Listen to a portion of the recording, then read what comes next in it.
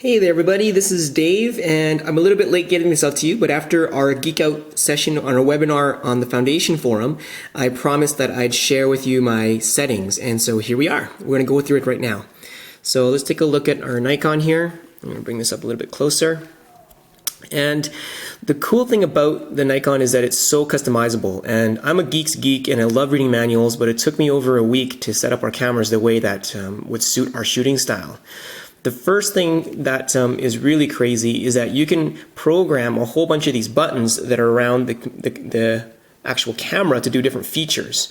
And so what I first did was went to the custom setting menu, went to my controls, which is F, and I changed the assign function button. And the function button is at the front of the camera here. And it's just at the bottom corner here, and when I've naturally got a grip on the camera, it's my fourth finger that can actually touch it without having to look at it.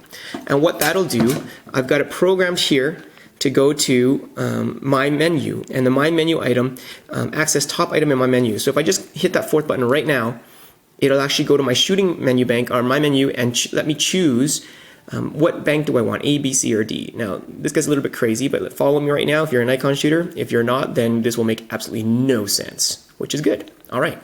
Now, if I go up here to my shooting menu, take a look here. I've got, the crazy thing about the Nikon is it's so customizable. Not only do you have all these different settings for image quality, compression, white balance, vignette control, long exposure, ISO sensitive is the most important one to me.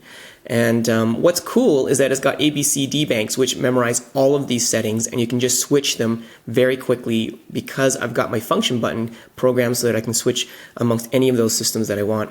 So if you take a look right now, I'm going to actually go there and look at my shooting menu A, B, C, D. How I've got them set up is that the A is going to be for ambient shooting.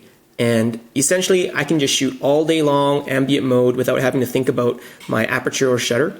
I usually shoot in AV mode if I'm going to do this, and it'll actually keep it above 1/100th of a shutter speed because I'm not the best hand holder for slow shooting. And the other thing it'll do is also allow you a range of ISOs that you choose. And I'm pretty happy up to 6400 ISO on the D700, so I let it go anywhere it wants between 200 to 6400. Why 200? Because 200 is a native ISO, and actually 100 ISO isn't as good as 200 ISO. You actually lose some highlight recovery when you go to ISO 100. So I'm going to go ahead and hit my fourth finger on the function button on the front of the lens, and it's going to let me quickly choose between A, B, C, D. So if I choose A, and I go to my shooting menu here and take a look at the ISO settings, this is really cool.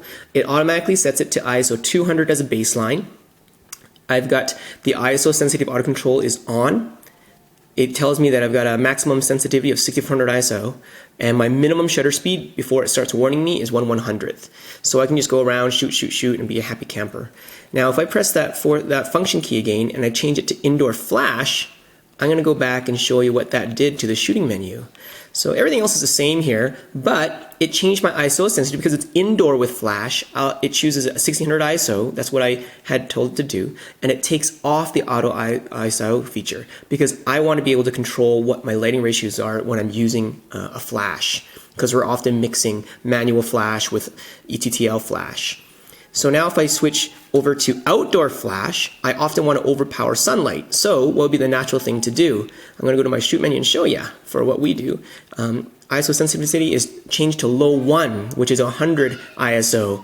Why 100? Because I want to be able to outpower the sun without wasting power on my flashes. So I want to give it all I got. I usually shoot at 2/50th of a second.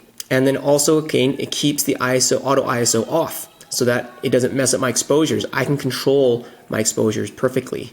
Now I'm going to go into 1/80th. The last one is 1/80th ISO 12,500. Now, man, I started shooting film 6 years ago, and I just can't believe we can shoot 12,500 now, because I was pushing 3,200, but I mean 12,500 is amazing. So if I go here and take a peek, and I go back and look at my shooting menu, auto ISO settings, Now it's got a baseline of 200, so that I can go indoor, outdoor, it automatically choose the ISO for me. And it's got the ISO auto control. The maximum setting is above 6400, it's actually 12,500, which is high one. And now the minimum shutter speed is 180. So this is only gonna be used in emergencies. If I really have no light, then I can try this setting out and hopefully get some good pictures. Now, that's the general gist of how we use it. So essentially when I'm shooting, I've got my hand on my grip here, and I can just quickly hit my fourth finger, and then I've got my menus. So if I walk outdoors, I can just quickly go outdoor flash, boom, it sets my ISO, auto ISO settings. So there you have it.